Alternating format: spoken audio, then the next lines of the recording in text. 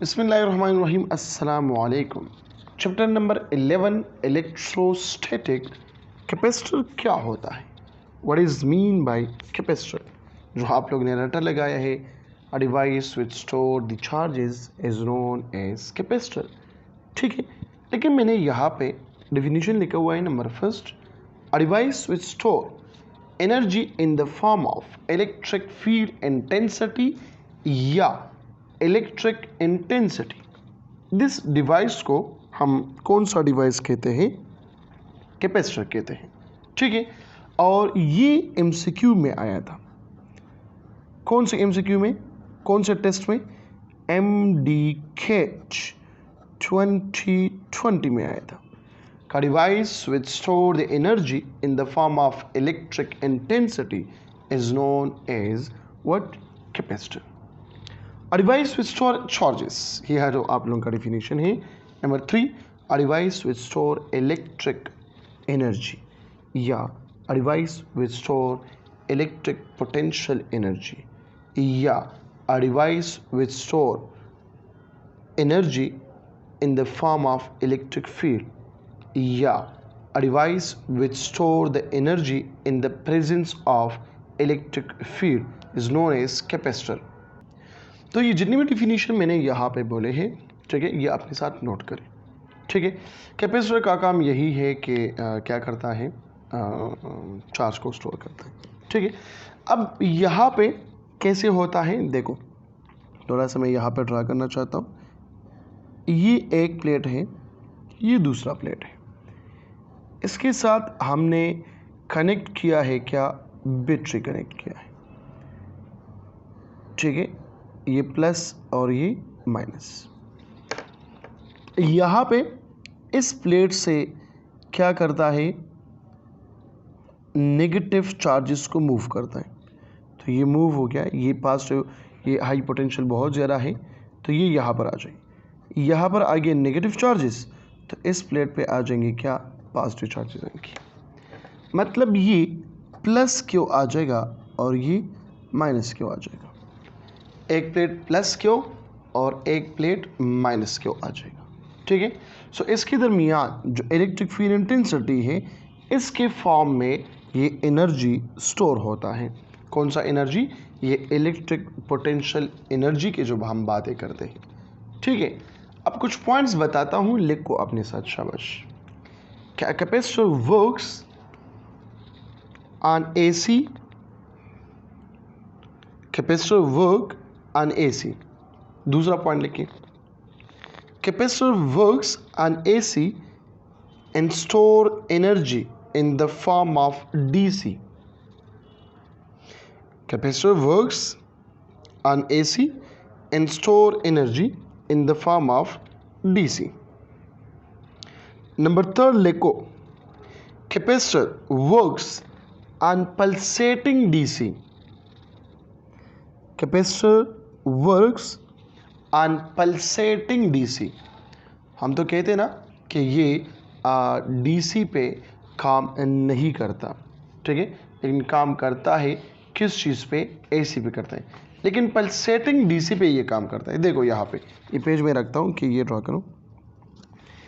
ये यहाँ पे AC सोर्स है और इसके साथ मैंने कनेक्ट किया है क्या? कैपेसिटर को कनेक्ट किया है। अब आपको पता है कि जो फ्रिक्वेंसी है यहाँ पे कितना है? 50 हर्ट्ज। इस कैपेसिटेंस का अपना रेजिस्टेंस भी है। चैप्टर नंबर 15 में आप लोगों ने पढ़ा है कैपेसिटिव रिएक्टेंस, जो बराबर है 1/ω/C या 1/2πf/C। तो यहाँ पे जो XC है ये 0 के बराबर तो नहीं है ना? हाँ, लेस देन 1 हो सकता है, लेकिन ये 0 के बराबर नहीं है। लेकिन अगर यहाँ पे मैं DC कंसिडर करूँ, जिस तरह लास्ट पेज में मैंने लिया है, ठीक है, ये मैंने DC लिया और इसके साथ मैंने अटैच किया क्या? एक कैपेसिटर C। अगर ये करंट अपना मैग्नीट्यूड चेंज नहीं करता, मतलब पेवर डीसी करंट है, पेवर डीसी अपना मैग्नीट्यूड चेंज नहीं करता, तो इसका मतलब क्या हुआ, फ्रीक्वेंसी इसमें ज़ीरो है, क्योंकि नंबर ऑफ साइकिल इसमें नहीं है ना, तो फ्रीक्वेंसी ज़ीरो हो गया। जब फ्रीक्वेंसी ज़ीरो हो गया इसका मतलब क्या होगा, ये टाइम पीरियड जो है वो इन्फिनिटी बन गया, कि कितने टाइम में ये एक साइकिल कंप्लीट करता है पता नहीं चलता ना, क्योंकि मैग्नीट्यूड सेम है, पेवर डीसी है।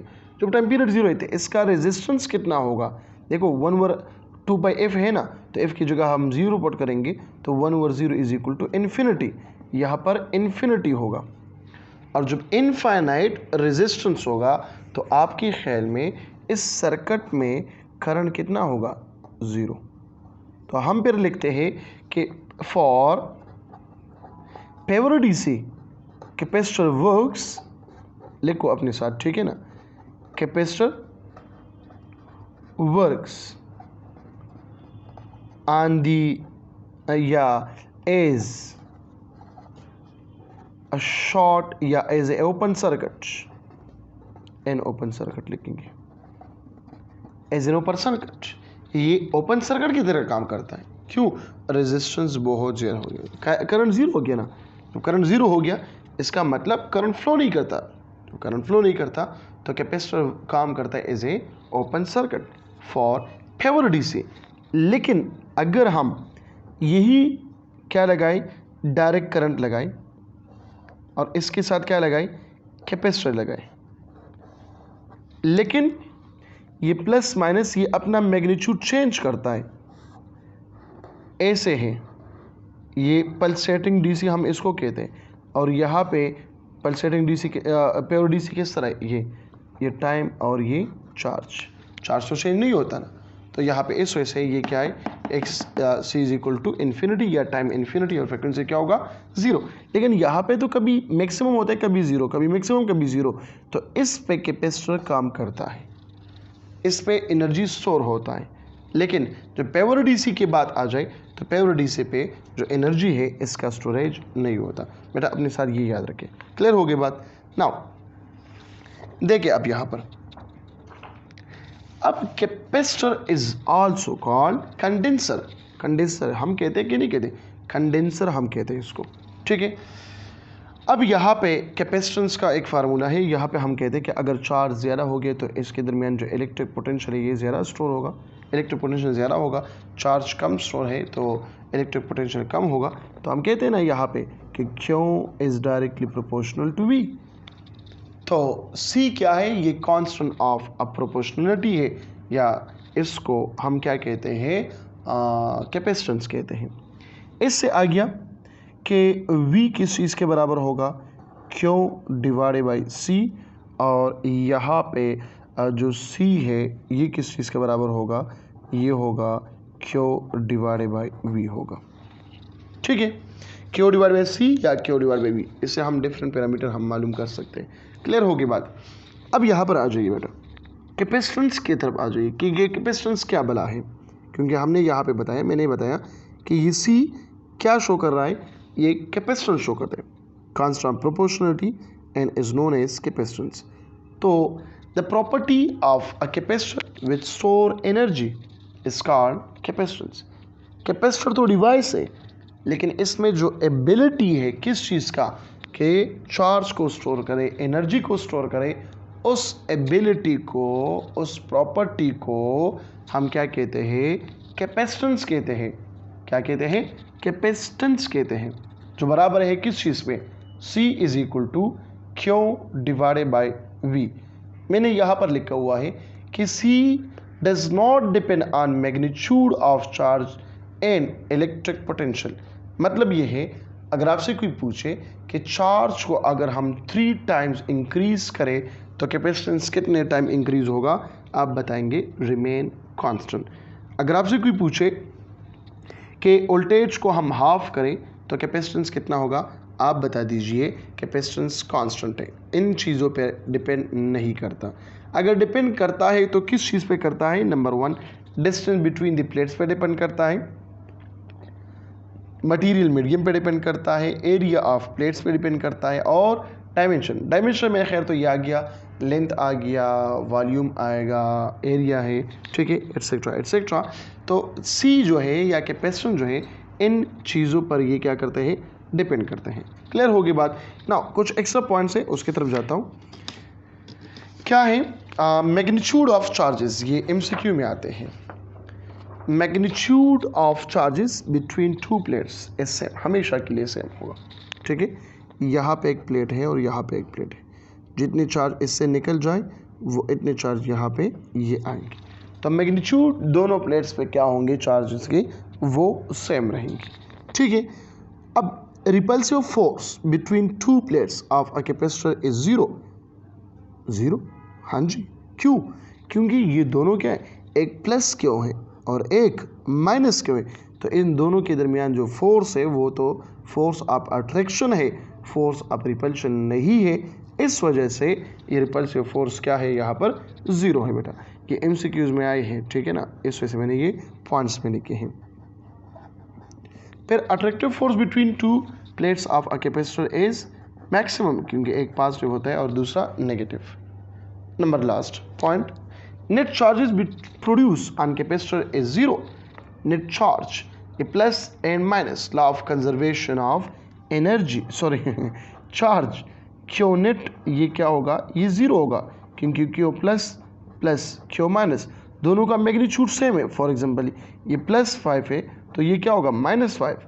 तो नेट चार्ज कैपेसिटर पे कितना होगा, वो ज़ीरो होगा। नेट चार्ज की बात करता हूँ, ठीक है। फर्स्ट नंबर लेक्चर में या सेकंड नंबर लेक्चर में मैंने एक्सप्लेन किया है कि law of conservation of charge किसे कहते हैं।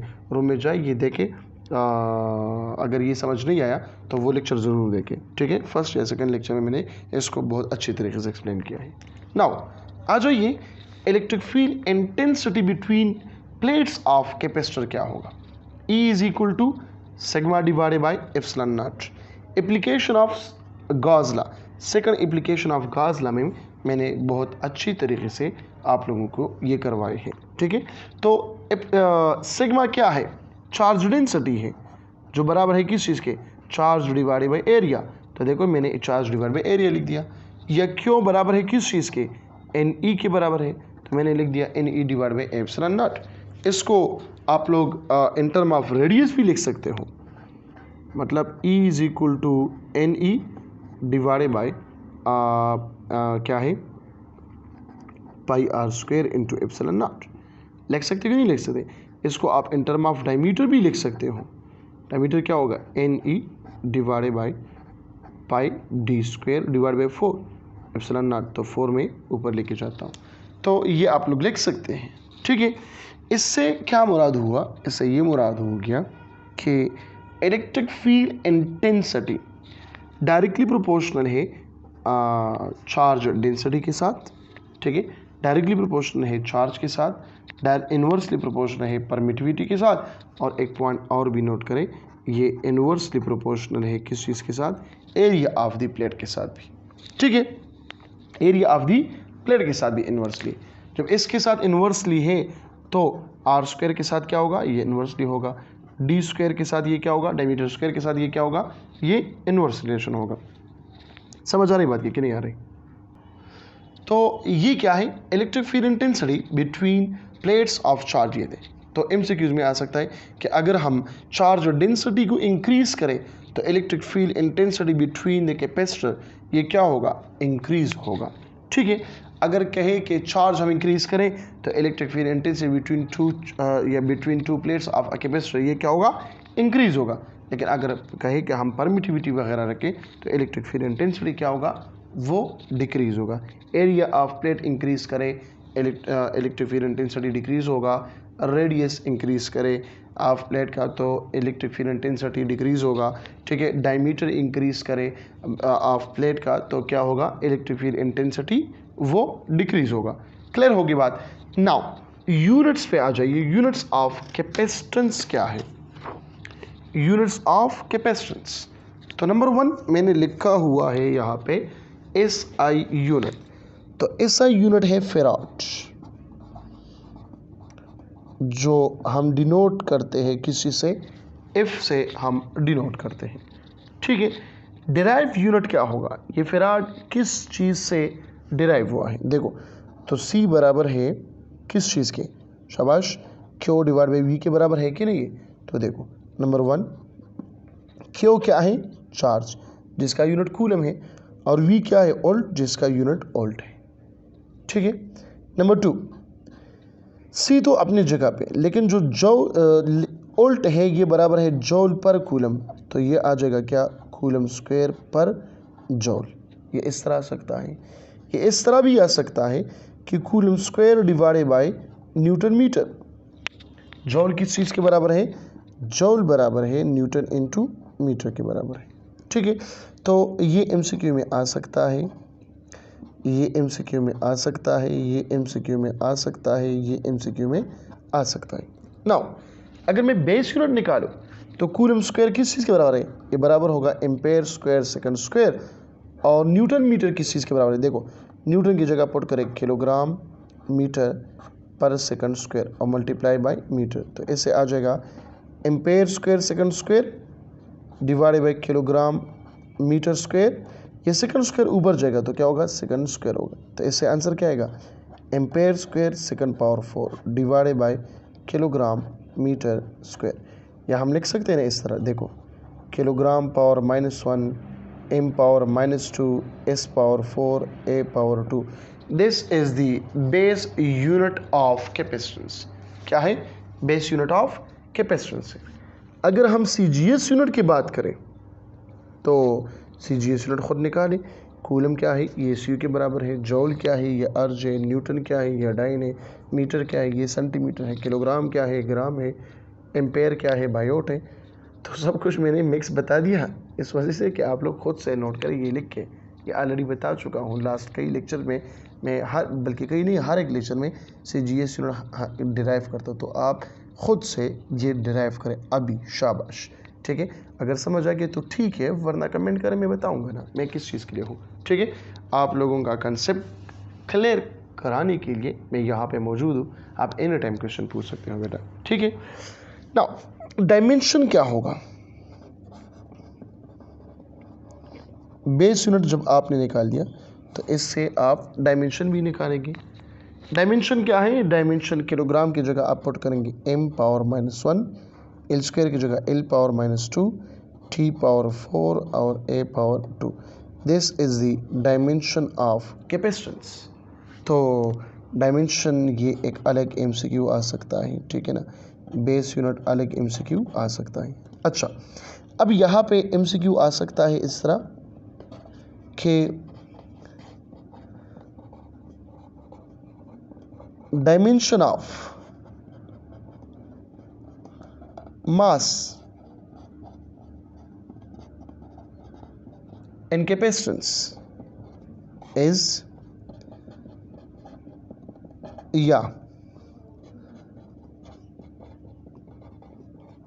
the dimension of length, नजर भी आ रहा है कि नहीं आ रहा, in capacitance is, या इस तरह भी MCQ आ सकता है,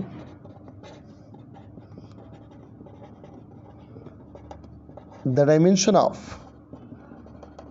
time in capacitance is, per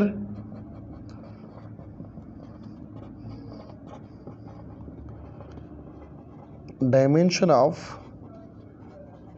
current in